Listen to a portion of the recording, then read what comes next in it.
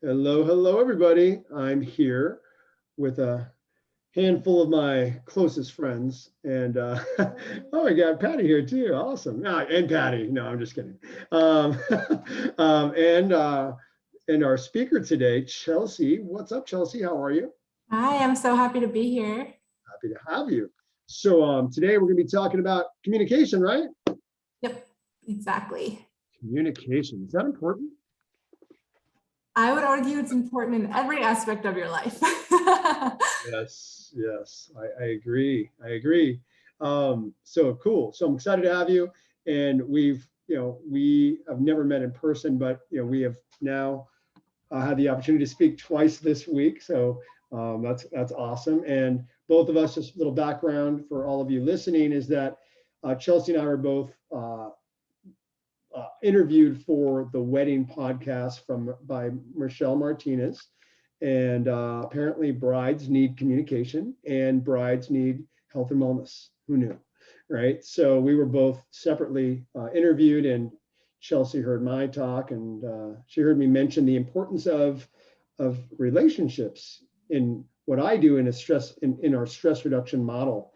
It's my fifth primal need, right? Fifth, I believe. No, it's not. It's fifth. Food is number 4. 5 is my relationships. Growth is number 6. 7 is movement. 7. So I actually think, Chelsea, that this conversation is probably more important than movement, because I always tell people, even if we were never to work out, if like something bad happened and we can never work out, we don't necessarily have to gain weight if we can get those other primal needs, if we're really focused on the other primal needs, like conscious breathing, hydration, sleep. We dial in our sleep, we dial in our water, we really dial in our food, and don't have, if you're not working out, you probably can't handle too many carbs. And if we really, find those loving relationships and find those people that fill us up and avoid the people that bring us down, I think we could, live a happy life without ever moving. Now, again, I hope that never happens to us. We need movement, but I think we do need good relationships even more, and love and connection. So that's why you're here, to share this Myers Briggs personality test. So thank you for showing up, and good to see you again. Perfect. Well, thank you so much. I'm just going to jump right in because I have a jam-packed presentation for you all. But just as Brian mentioned, I am a leadership and communication expert. So I coach my clients on how to improve the communication in their life, really to improve upon the relationships that they have. So you'll see it's whether it's romantic relationships, work relationships, whatever those relationships are. That's my goal. And I was on the wedding podcast. I'm engaged, so I'll share a few examples of where I've seen this fit into my life as well. So a little bit about me. My name is Chelsea, and I got my master's degree in psychology. I know a lot of you are up there in Northern California, so I went to Sonoma State University for my undergrad. I went to San Diego State University, which I'm currently located in San Diego, so I'm from Los Angeles, in San Diego, definitely California girl. And I got my master's in educational leadership. And this really taught how we can incorporate leadership into all aspects of our lives. So I work with people who get maybe an entry-level engineering job and they don't really see how leadership might fit into their ultimate career path. And then they move up and they start having to manage a team. And they're like, well, I was a really good engineer and I'm a really bad manager of people. And so I work with them to try to show how leadership can really be impactful in that way. Full-time, I work as a leadership student life advisor. So I do work with a group of college students and help plan retreats and conferences for them, deliver different leadership workshops. So Brian and I were just joking. I'm like, I feel like a Zoom expert by now with all these presentations I've been doing and leading virtual conferences. And I'm like, wow, I'm a breakout room whiz by now. And then I'm also the leadership and communication coach. I am a Myers Briggs Type Indicator, which is what we're going to discuss tonight, and a Clifton Strengths coach. So those are the two main tools that I use with my clients again, whether they're couples, individuals, or businesses that want to improve group dynamics. Those are the tools that are guiding me through the process. And I feel like it's really helpful to have that tangible tool. My clients like having something that they can take and learn more about themselves. They're like those fun, but much more legitimate BuzzFeed quizzes that you take about yourself to find out this is the TV character I am, but this is actually a little bit more legitimate to tell you about who you are. So I would love to ask you a few different questions in the chat. So feel free to use the chat to answer what relationship or overall relationships in your life are you looking to improve upon the most? So it could be a romantic relationship you're in, it can be a work relationship, friendships, any sort of relationships that you have. So feel free to drop those in the chat. It'll help me just know kind of what aspect of your life to focus this on the most. I have examples for all of them, but I think it'll be helpful the most. So thank you so much. I see work relationships coming in there, and we'll wait for a few others as well.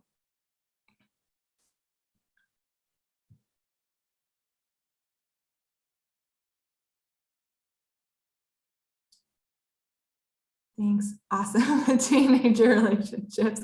I like that one. Perfect. So it seems like we have a wide variety from romantic to work to family to friends. So really just how you can improve in all areas. So with that in mind, my second question for you is what aspect of those relationships would you actually like to improve upon the most? So what are some of those biggest challenge areas, or what would you like to improve upon the most when it comes to those relationships?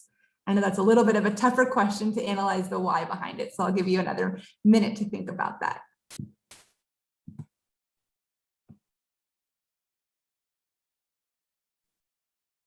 So what do you mean by what aspect exactly?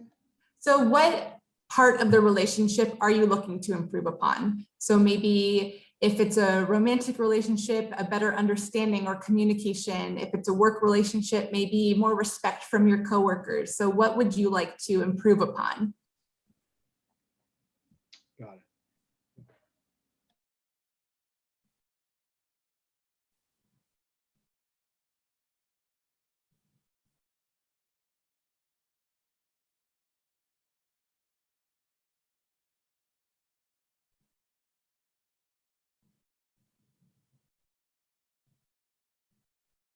So setting up boundaries, that's a really good one, and can be really tricky in the work setting, since it sounds like maybe all that work is coming on you. How to better communicate, that is definitely something I'm here to help with. So communication with family members, communication, not getting defensive, getting along just in general. So perfect. It's helpful again for me to know what you're hoping to get out of this to make sure I can tailor it to best fit your needs. So I use different leadership tools, as I mentioned, to help my clients improve their communication, which in turn improves their overall relationship and group dynamics. So with this, it's really helpful for me, as I mentioned, to have these tangible tools for people to take. What I'm going to do is put in the chat a free Myers Briggs Type Indicator assessment for you to be able to access. You can also go to my website, which is chelseacoachesu.com, and under resources, you can check off the free Myers Briggs assessment, and I'll be able to send it to you there as well. I'm not going to give you time to take the assessment during this because it does take a little bit of time, but I would love for you to, as we go through the different results, kind of imagine what you might be, and then after, feel free to take it, and you can email me what your results are if they matched up what you thought you were going to get, and that'll all make sense soon. I will say that as a Myers-Briggs certified practitioner, I'm supposed to tell you that there's only one real assessment for you to take. You have to pay for it. It's done through the Myers-Briggs company. Of course, I don't get the money from it. And so I will say that the one I sent you is the best free version that I found out there. People basically take the real assessment and narrow it down, but I must say you're supposed to get the paid version. So if you're interested in that, or you want to do this with your team that you lead at work, or the team that you're on at work, or with your partner, or whatever that looks like, I have options to either take the free assessment or to take the true assessment, whatever one you would prefer. So first, you're like, what assessment are you talking about? So what is the Myers-Briggs Type Indicator? So it is an indicator, it's not a test. I like to say that because you can't get a wrong personality style. They're all good, they're all fine. They all have huge pros. A lot of times people will say like, oh, if I'm a doctor or a teacher, I thought I was going to have one style over the other. And when I coach people one-on-one, when they're trying to figure out their career moves, we use it as a tool, but it's not indicative of what field you should be in. So I do like to say that. It is forced choice. So you'll see on the assessment, you can kind of strongly agree to strongly disagree with some neutral ground. I do suggest you don't choose too many neutral options because it'll somewhat just cancel those questions out.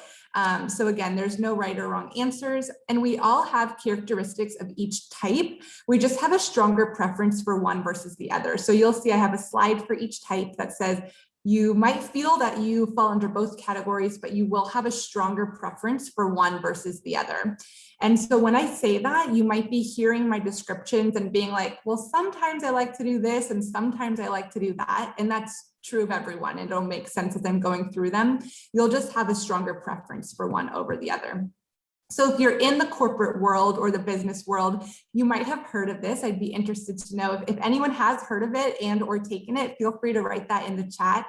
I like to kind of know what companies out there use this as a tool, but most Fortune 100 companies use it, and it's actually the most widely used personality assessment in the world. So sometimes people use it with onboarding, sometimes people use it with group dynamics. So it's a great way to get to know your team better when it comes to all of that stuff. Perfect. So how did this all get started? I'm going to do this really quickly. Oh, awesome. I'm seeing some of it come in. So a few of you have taken it, leadership classes or with jobs. So that's great to know. Oh my God, Brian, someone wrote that they're going to guess what you are. We just had this conversation on Tuesday. Where I was like, I guessed what Brian was too. So how did this all get started? As I mentioned, I studied psychology in my undergrad when I went to Sonoma State. So Carl Jung is a famous psychologist, and he started this assessment when he noticed now it's pretty typical for us to be like, of course, people are different, but someone had to state that, the first person, right? So he noticed that there were differences between people and that they weren't random. He noticed that there were patterns that different people had within their personalities. And then years later, a mother-daughter duo, so Catherine Briggs and Isabel Briggs Myers, which might be light bulbs of why it's called the Myers Briggs, a mother-daughter duo partnered up, found Jung's work, and developed it into be an assessment. It's kind of funny how it started was the mother, so Catherine, met Isabel's boyfriend and thought he didn't really fit in with the rest of our family. Something must be different about him. So they studied Jung's work on personality and started realizing that there is something different. He has a very different personality from the rest of the family. The boyfriend ended up being the husband, so it has a good ending of the story, but definitely funny to think that it got all rooted in relationships, which makes sense to me.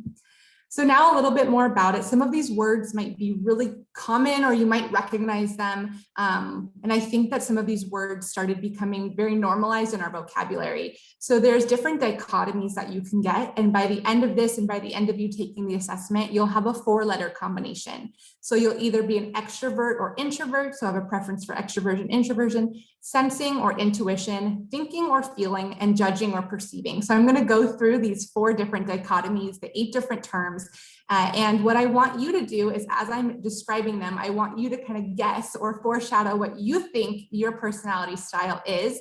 And then, as I mentioned, we'll have that free resource for you to be able to take to see what your style is and for you to see if you think that matches up.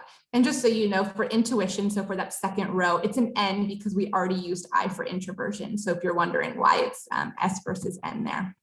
Okay, so I'm just going to jump right in. If any of you have questions, please feel free to use the chat. I do have it here. I'll make sure I have it pulled up so that I can see any questions that you have, or with a small group, of course, just unmute yourself and interrupt me.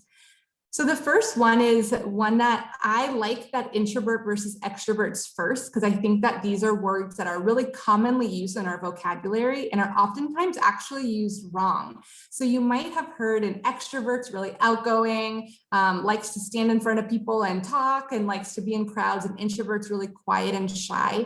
And that's actually not necessarily the definition behind it. So a lot of times I'll hear people say like, oh, I'm an extroverted introvert, or I'm an introverted extrovert, or, you know, things like that. or the best leaders are extroverts. And instead it's where we focus our attention and where we get our energy from. When I first heard that, I didn't fully know what that meant in that context, but I think it'll make sense as I start describing it.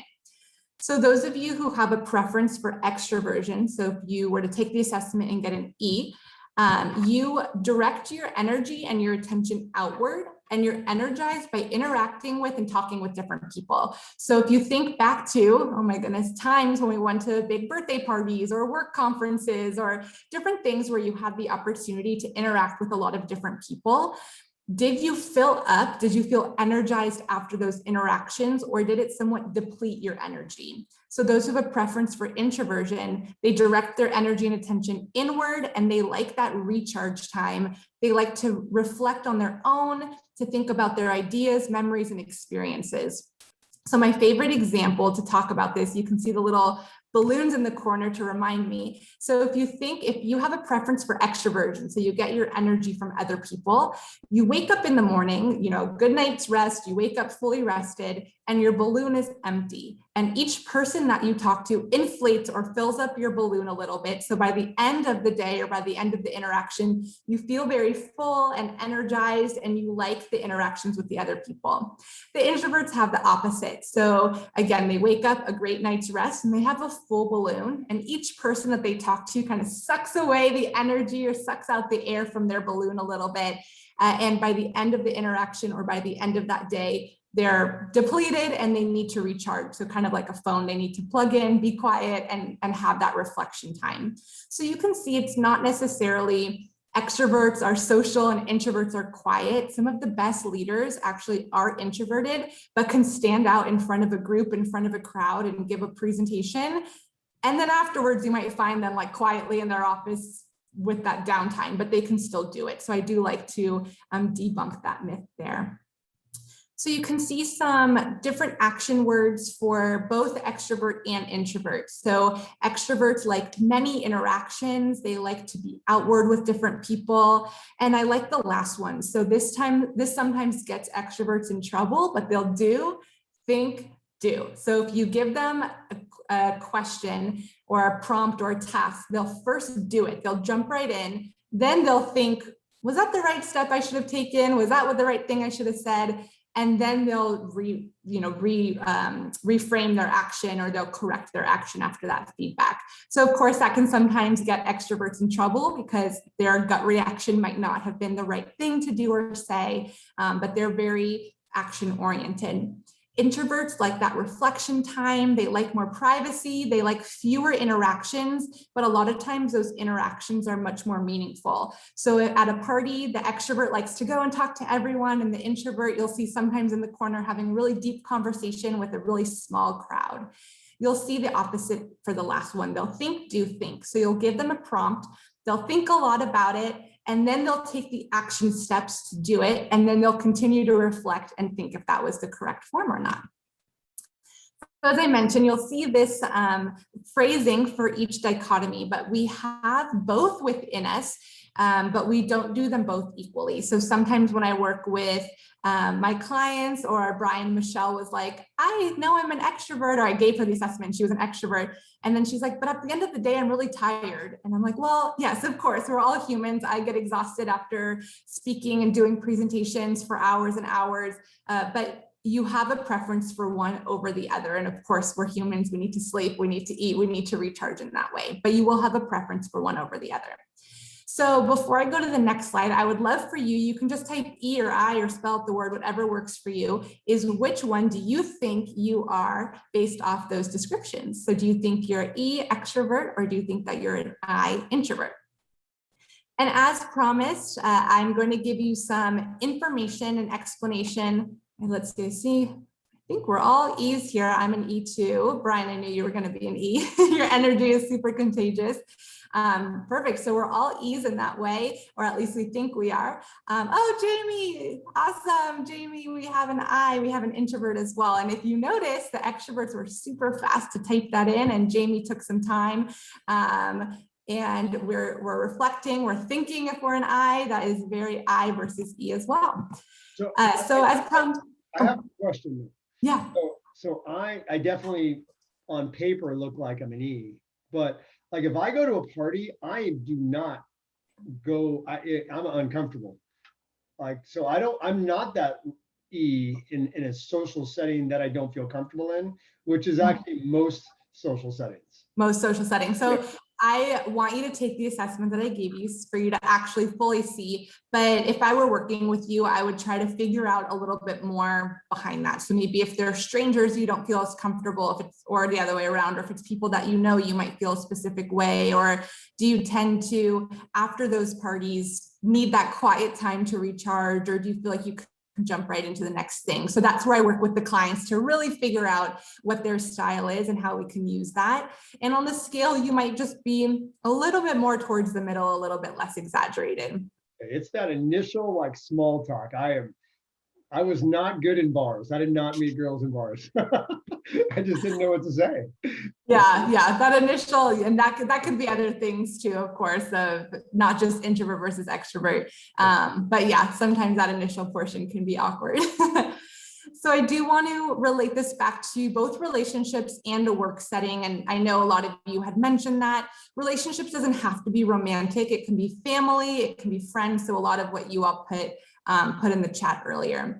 So when I work with, so as I mentioned, I do this with couples. So I went on the podcast as a relationship, specifically for relationships.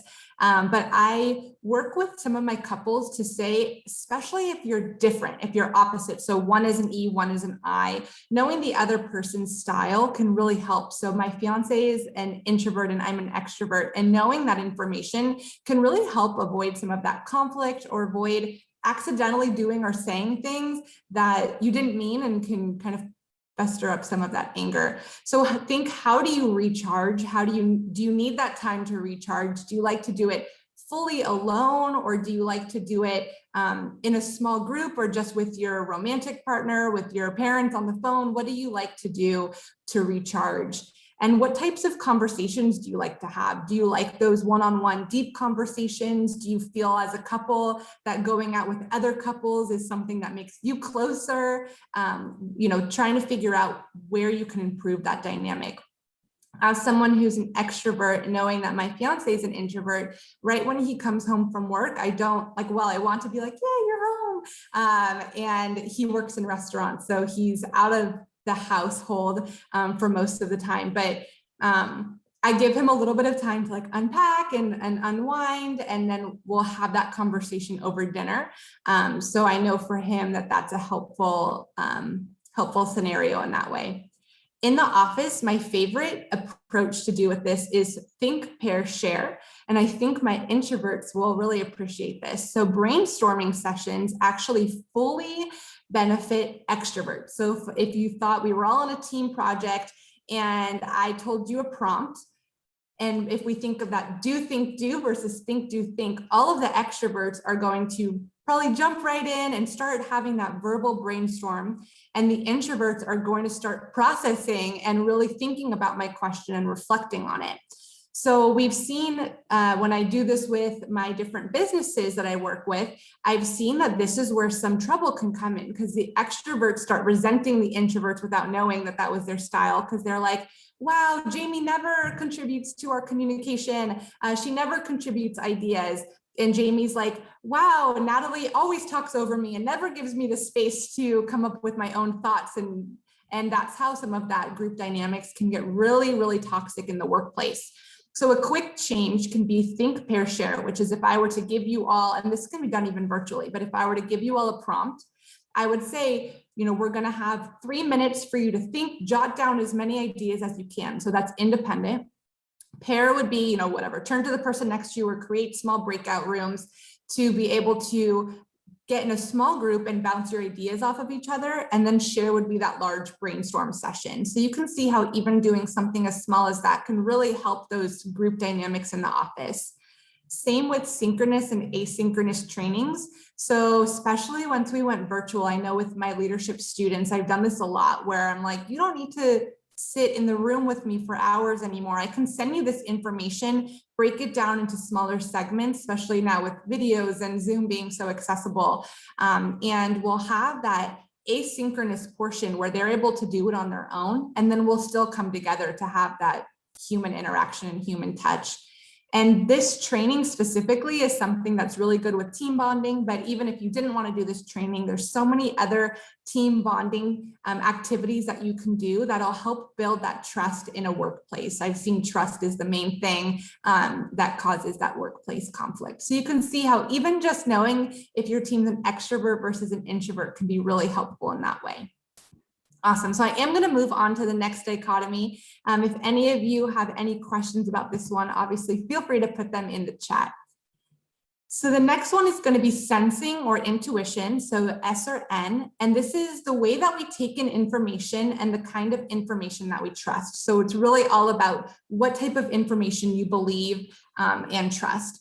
So those who have a preference for sensing, they really like focusing on reality, focusing on facts, thinking, if I see it, that's how I'll believe it. I need to have that verifiable fact. So think of your 5 senses. So if you can see it, you can touch it, you can taste it, you can smell it, that's how you're going to know that it's true, that it's there. People who have a preference for intuition, think of the word intuition. So you might feel intuitive, you might be able to follow your hunches or just have a feeling something's going to happen. A lot of times we'll think about gut feelings or those first impressions or first reactions with people.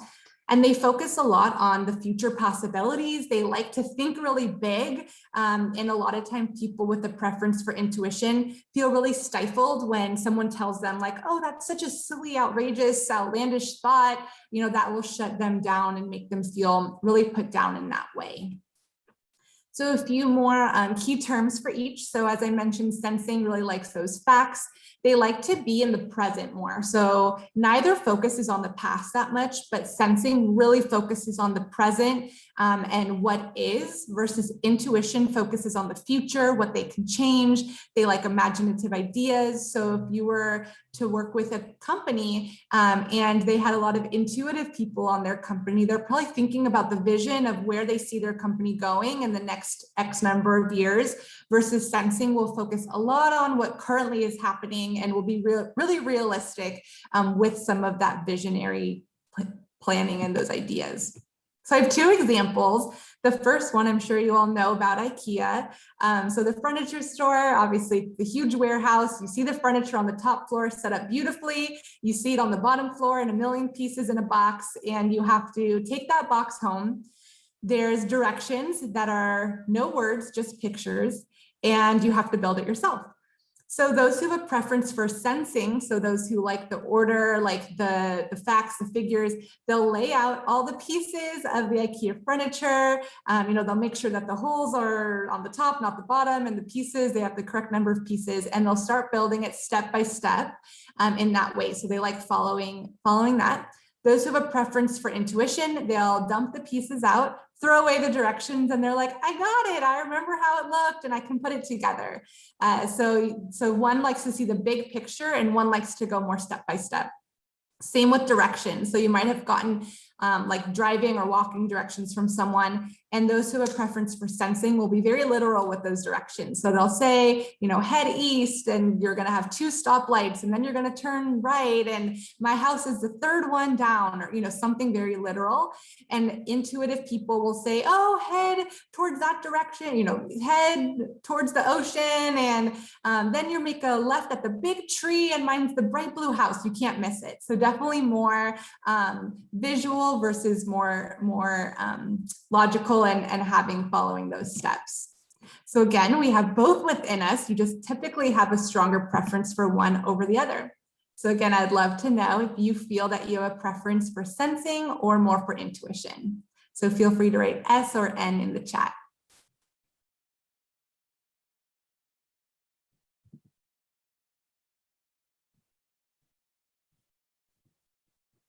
Perfect. And as you can see, you'll start building. So Natalie, now you're going to be an ES. So you'll start combining those different letter combinations. Patty, I thought N, but it S, I think, but you're an S maybe if you took the assessment.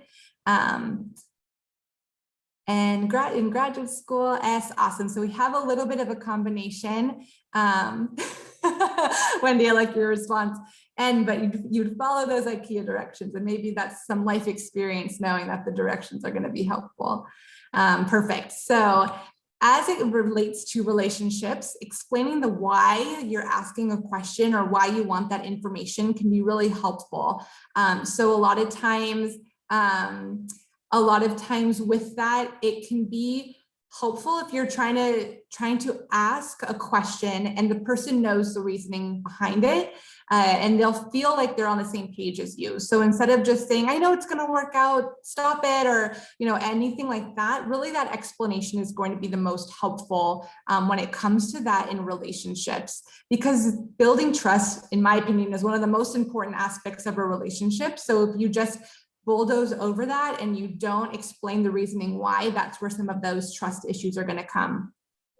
In the office setting, as I mentioned, that intuitive people are very visionary, and sensing people are a little bit more task oriented. It's not fully indicative of that. That's actually our last dichotomy. But really having that visionary role can be beneficial, but it can also be overwhelming. So if you have a supervisor that's really visionary and comes to you with so many different idea options, and you're like below them, you're supposed to accomplish what they want you to accomplish, that can be really overwhelming to leave a meeting and be like, now I have so many different tasks.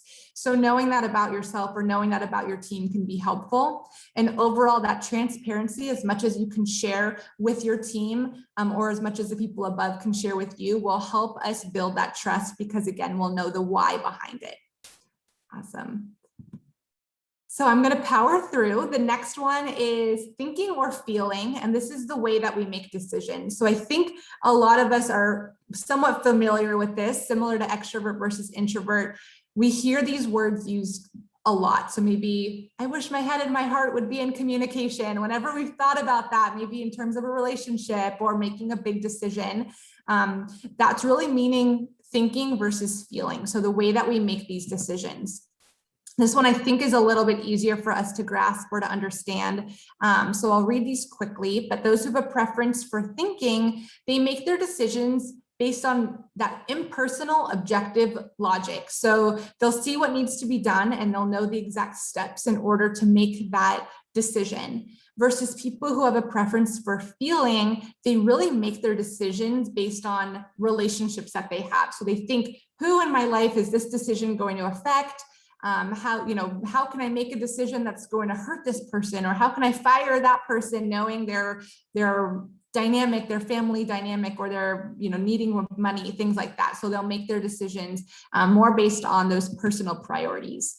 So the first one you can see is head versus heart, but we'll see a few other ones for thinking is that they really like to analyze. And a lot of times in this, I feel like the thinkers get a bad rep, right? Like all I care about is making the decision. They don't care who the decision affects. So I like the last one I put is fair but firm. So with that, they're still fair. Firm but fair. So they're still really fair about making that objective decision. They're just a little bit more firm with the decision that needs to be made, and they're able to see it from that more detached perspective. Those who have a preference for feeling, they're really empathetic. They like to be more subjective, and they really like to understand the decision and how it's going to be impacting people along the way.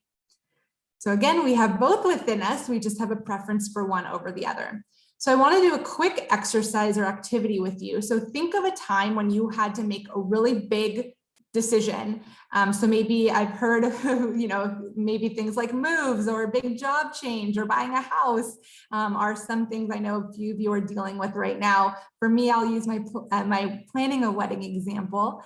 And I want you to think, what were some of the main factors that you incorporated into this decision? So when I do this with my business teams that I work with as this like team bonding or get to know your team better, I'll actually give a different prompt, and I'll give a scenario of you have to fire one of two people, and I'll give a description of both and see how they come up with who to fire. So you can kind of think, even if you needed to make a decision like that on a team, how did you make your decision? So what were some of the main factors? So maybe you thought about being close to family or moving away from family and how that could impact you, or maybe starting a new job and you were nervous about the people that were there, or you wanted to make more money in that way, or you knew it was a good financial decision. Start thinking about some of the why, some of the reasons, some of the decisions that you had to make. And did it make you feel good, or did it make you feel icky knowing that your decision was gonna affect someone else? So I'll give my wedding example. So as I mentioned, similarly to extrovert versus introvert, my fiance and I are opposites on this one as well. We're the same in the other two and opposites in these two. So I'm very feeling and he's very thinking. And when it comes to the wedding, our main conflict, luckily in terms of COVID, we've had a pretty easy time with this. So I feel very fortunate compared to what some other people have been going through. But our main conflict has been, I'm trying to appease as many people as possible through the wedding planning process. So I asked our family, like, did this date work or did that date work better? And I started to get all flustered and confused and jumbled because I was making sure every decision I made was okay for each person that was going to be involved, which, I mean, now because of COVID, we're having a somewhat small wedding, but it's still a lot of people to have to manage all of their schedules and what they want to do. And he was like, we need to choose what's best for us and everyone else will accommodate. They'll either come or not come. And I was like, not okay with that right away, because I was like, what if your sister-in-law can't come? Like, that's going to be devastating knowing she can't be there, things like that. Same with, again, COVID gave us a great example, but same with who to invite for the wedding. So he's like, this is our list, this is who we're comfortable with. And I'm like, but in this friend group, if I don't invite that person and they can't come and they're going to feel left out. So again, that's my example of a decision I had to make, something I have to be planning and seeing how I'm incorporating my feeling into it and how he's incorporating his thinking. Maybe you had an example of something somewhat similar. So I would, thanks, I love that, Brian. I know our dream would have been like destination wedding with 20 people. We're having 80 people in San Diego. We feel super lucky with it all, but I just want everyone to enjoy their party. So I want you to see if you have a preference for thinking or for feeling. And I'll actually give the interesting example of a lot of times when I work with my couple, compromise comes up. So seeing how much we can compromise in that. So what we're actually doing is having 80 people, which to our families is somewhat small. My fiance's brother had a wedding a few years ago that had like 300 people, and we're going to do a live streaming option. So we're hiring a videographer to be able to live stream it out. So still be able to include some of those friends that were more on the outskirts. So to me, I'm like, they're still included. I feel great about that. But to my fiance, he's like, great, they're not going to be there. So it was kind of that win-win compromise. So figuring out what some of those aspects could be. Awesome. So I'd love to see if you're thinking or feeling, if you have a preference for one over the other, and how that might be an impact on your life. So I see T's, I see F's, mostly F's, I believe. And let's see. So now you should be having your 3-letter combination. So either EI, SN, or TF. And I'm trying to keep up with some of you because I think some of us might be very similar or the same style. Perfect. So if you haven't already put it in there, feel free to add it to the chat whenever you feel ready or comfortable, or maybe you are still trying to figure out which one you are. And one of the questions I get a lot is, does my personality style change? So there's so many assessments that are out there where if you took it now, you would get one style. If you took it in 5 minutes from now, you would get a different style. That bothers me because I'm like, well, how do you know? But a few of you mentioned you took this in grad school or you took this in jobs that you got onboarded for a while ago. The answer is actually that if you take the real assessment, again, the real assessment that you pay for, and you took it seriously, that your results are actually never supposed to change. So by the time you are in your very early teenage years, I think it's like 13, you have your personality fully developed. Of course, there's life decisions, there's or life experience, there's different decisions that we make. I wouldn't say I'm the same person as I was when I was 13, but my overall big personality style is going to be the same. Of course, maturity, things like that get integrated in. And so if you were to take this again, your style should be the same unless a huge life event happens. So maybe you had a near-death experience And the next one that'll make sense why your style might change. Or for thinking versus feeling, maybe you became a parent and you were thinker before, and now you're like, oh my gosh, I'm in charge of another life and I want to incorporate that in. Or you love posting their pictures behind you. Different things like that are different aspects that might change, but something as big as a near-death experience or having children, not like I turned 34 yesterday and now I'm going to have such a different personality style. So that's the answer to the most common question that I get when it comes to that. So how can we incorporate the thinking versus feeling in relationships? So this is actually where most conflict arises when people are opposites when it comes to romantic relationships, because oftentimes the thinker will somewhat bulldoze over, they'll make the decision and not really care about the impact that it has, versus the people that are more feeling, they feel like they want to be heard in that moment and they are very empathetic. So really considering the other person's feelings and making a decision that you both feel comfortable with, and kind of that compromise example that I gave before with how can you find a way to appease, if possible, both sides. In the office, knowing your team is the best way to avoid this conflict. So maybe you have someone who's a feeler on your team and just asking them like, hey, how was your weekend? Or I know your birthday's coming up. What are you going to be doing? Getting to know them on that personal level, those really small 5-minute conversations, those like water cooler conversations that a lot of us are missing out on, is what's going to be the most helpful in that way. Okay, so we're up to the last one, which is judging or perceiving. And this is how we organize our world. So when you hear judging, today's society, judging is such a bad thing, right? Like, oh, you're judging me, or I feel so judged. I don't want you to think of judging in that term. I want you to think of a judge in a courtroom. So when things get really out of hand, you're like, order in my court. So I want you to think of that when you think of judging, but it's how we organize our world. So people have a preference for judging. They like to organize their external world, and they like to look at the world and see the different decisions that need to be made in order to have that more orderly, organized world. So they like task lists, they like their planners, they like their calendars to be all set. They really like to feel organized in that way. People have a preference for perceiving. They like to just enjoy the world. They like to be a lot more spontaneous. They like to explore the world and see all the options that the world can give them. So a few more words that you've heard me say, and a few additional ones. So judging, they really like that methodical, sequential, like step 1 to move to step 2 to see those more minor details. And they make short and long-term plans. So having some sort of next step is going to be really helpful for people with judging preference. People with perceiving, they like things to be open-ended. Maybe you get a task at work, or remember back to when you were in college, as I'm a J. So as a judger, I loved it when my professors gave the rubric of exactly what I was going to be graded on, because I was like, perfect, check, check, check. I know exactly what I need. Versus people with a preference for perceiving, they're like, you've stapled my whole creativity. Now I can't even imagine having to write a prompt on exactly what you said. So they don't like that. So they like it to be a lot more open-ended. A few more. So judgers really like that control. Sometimes they're labeled as like really rigid or closed-minded, but they just really like to have that closure. So they'll make a decision now and they're moving forward with it. They're not continuing to look back. People have a preference for perceiving. They like to wait. They like to wait out and figure out their options.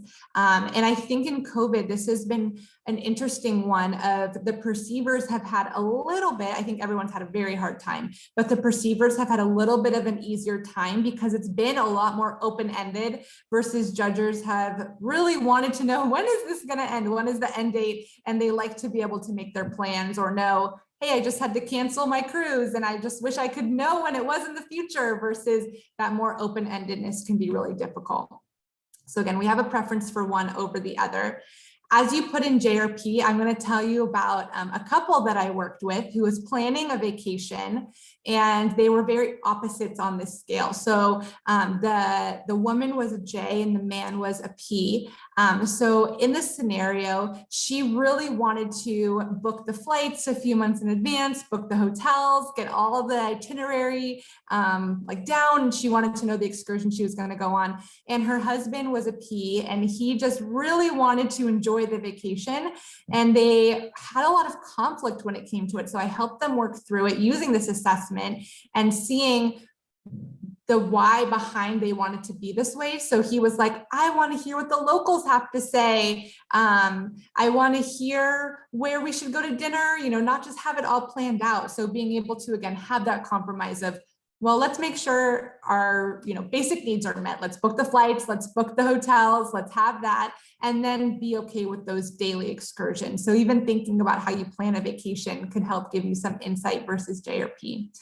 So I see a majority of us are J's with a few P's, or Brian a little bit more J, but still have a lot of P within. So in relationships, a mix is great as long as you assign roles. So a lot of times the mix can be helpful, but if we just are okay with one person taking a little bit more charge in the relationship than the other, so one person having more of the control in that way.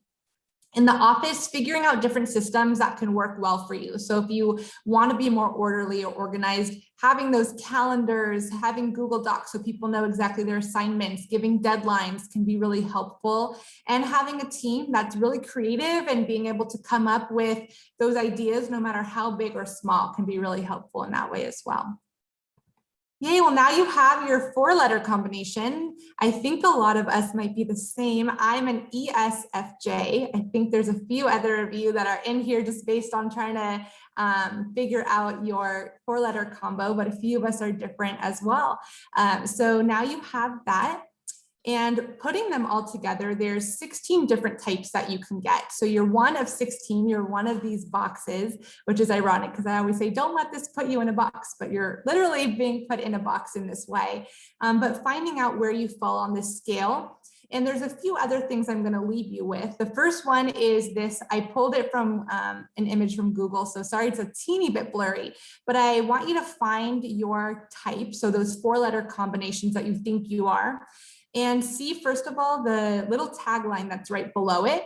So seeing maybe you're a supporter, or maybe you're a traditionalist, or maybe you're an entrepreneur, whatever that word is, and then the percentage next to it. And this is really interesting. So as I mentioned, this assessment's been given out, so widely used for different jobs, for relationships, wherever that comes from. And these are the percentage of how popular or common, I shouldn't say popular, how common the personality type is. So you might see that you're in a pretty common box. So as an ESFJ, I'm 12.6, which is one of the higher ones. There's also some that are 2% or below. There's some that are 1% as well. So sometimes we can see how easy it might be versus how hard it might be to use this. And I see, are you familiar with DISC? So I don't know DISC too well. I know a few of the other ones. Brian, I thought you were either going to be ENFJ or ENFP, so I was very close. But seeing a lot of times we do compare these to DISC, or as I mentioned, I'm a Clifton Strengths coach as well. So we can try to see how these might be similar or different. The Enneagram is another really popular one also. So I do want to let you know that this is just scratching the surface. So this is really just talking about what do our 4 letters mean independently. The combination actually matters. So if I look at Brian, I'm an ESFJ, Brian's an ENFJ. So we might be like, oh my God, we're so similar. We're just 1 letter off.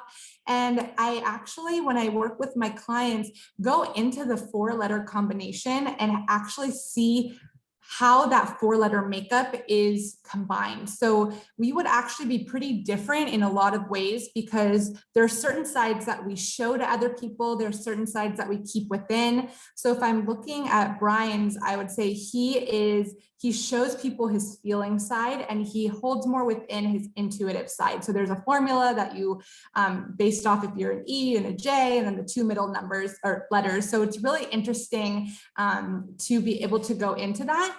And another really interesting thing is in moments of stress or panic, we flip our personality styles. So we actually use a different personality style that we're not as comfortable with. So if you've ever heard yourself say like, wow, who was that? I didn't know that I even had that within me. There's a whole activity that I do with my clients, whether individual, couple, or teams, on what do you do in those stressful moments, and how can we help to regulate that? Because a lot of times that's where we do things that we regret. So that really concludes most of the presentation I had. As I mentioned, I'd love to work with you all. So I use these different leadership tools. We just went through the Myers Briggs. I'm also Clifton Strength certified, which is a great tool for companies to use. So it really helps us focus on the strengths that we have. So you take an assessment, find out your top 5 strengths, and then we see how those strengths can be incorporated into your job to have a more positive work environment. And I do it with couples and with individuals as well. So here is the first question, and you don't need to type this into the chat box, but I want you to start thinking. Think back to that first question I asked of what aspect of your relationships would you like to improve upon, and start thinking of how could a tool like this really be able to help you. So whether it was communication or understanding each other better, how could it help you? And this is the last page I'll leave you with. So my website is chelseacoachesyou.com. I do free consultation calls if anyone wants to learn more. And I have a fun discount code for you all there if you're interested in any of the services. So you just type in LBD for Little Black Dress Project in the promo code section. And there's different ways for you to connect with me as well. So I left you my email and my Instagram, both business and personal. So that's what I have for you. I'll hang back if any of you have any questions, but I've loved being able to walk you through this. And I encourage you to take the assessment, that free version that I wrote in the chat earlier, and I can give it here again, and email me with the result that you got, because I'd love to hear if they match up to the ones that you thought. But thank you so much for having me, Brian, and so nice to meet you all. Thank you so much, Chelsea. You're awesome. Thank you. Yeah, I've never done this one. I've done the disc quite a bit. We did that with our company, and that was one we even do with Tony Robbins coaching as well. He's a big fan of it. Actually, he's moving away from the disc assessment. He's doing something completely different now. My wife's here right now. It's the whole fire, water, metal. He's the 5 elements. He's doing the 5 elements assessment. Have you heard of that one? I haven't heard of the official one, but I know a little bit about the elements, but not in the terms of an assessment. He just went over. I mean, he's changed, and he's been doing the same disc assessment for years, and he's just recently talked about this new one. So yeah, but yeah, very good good understanding now of this. So that's great. Thank you so much. Thank you all, and hope to connect with you. Yes, Thank you, anybody have any Chelsea. questions at all? I do actually have a question. So I was typing a problem coworker as we were going along, since I already knew my type. And I can see where the conflict is, because I'm ENTJ. She's actually just, I think, ESTJ. I think it's just that sensing and thinking or whatever, or they're thinking, or but like I see all these traits that she and I don't share, and I'm trying to figure out how to bridge the gap in such a way that, like, I'm giving her what she needs, but like I said, I'm setting boundaries. And is there like a website, is there something I can go to where it's like, if you're this type and this person's this type, here's what you have to do to bridge that gap, you know? I would be happy and love to work with you on that also. There's some quick Google things, Google searches that you can do of like ESTJ, or I forgot the 2 that you said, ENTJ versus ES.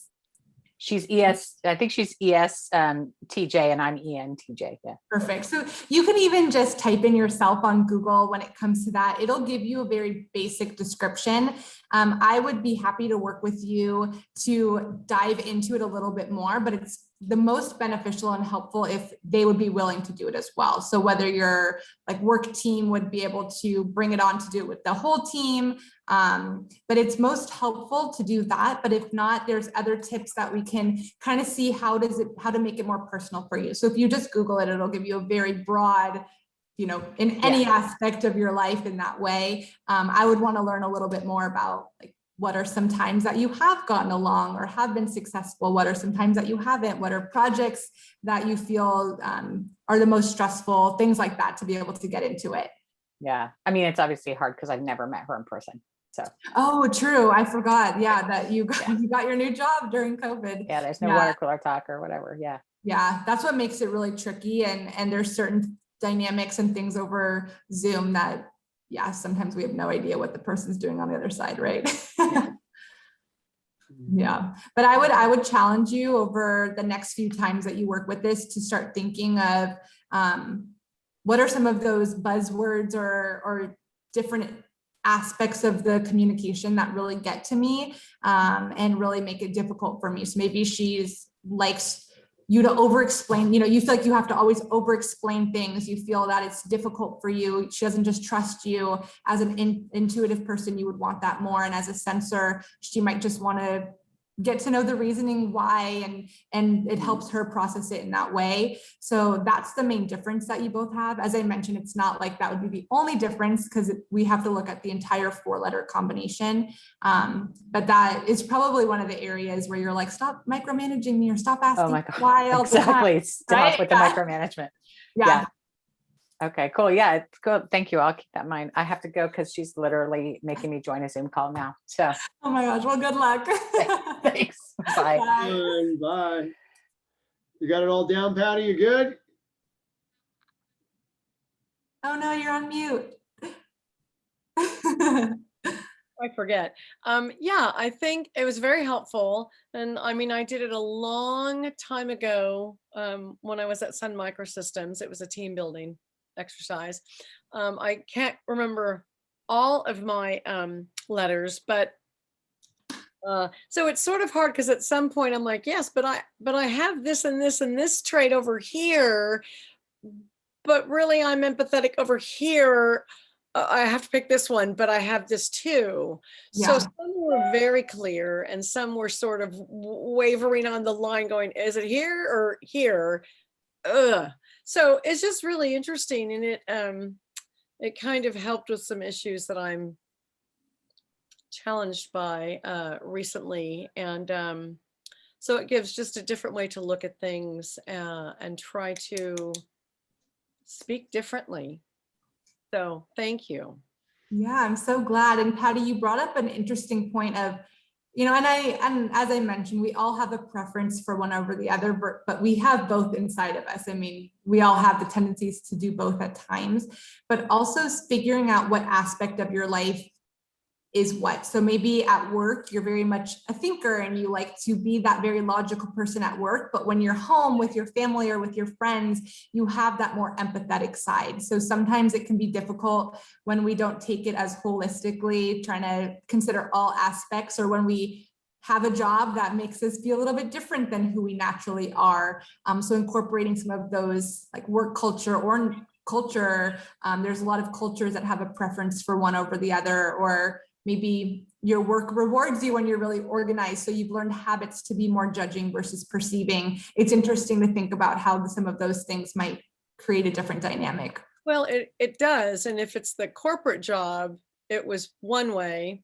And then if I was in my fundraising, I'm doing this benefit and all the work is done and it's been executed, then I can go be the social butterfly, which is part of what I need to do. And I absolutely love it. So, but different than the 200 things I had to do in order to make it be flawless and then go be the social butterfly. So it's just really interesting to think about. And then some of the other people dynamics of dealing with. And so it brought a lot of stuff in my mind together. So it was very helpful. Good, I'm so glad. Yeah. Thank you. Yeah. Well, excellent. Any other questions before we head out? Anything else? All right. All right. Well, thank you so much, Chelsea. It's good Thank to see you. today and on Tuesday. So thank you Perfect. for your time, and Thank you. Thank you. talk soon. Thank you, everybody. Bye, everyone. Bye. Bye.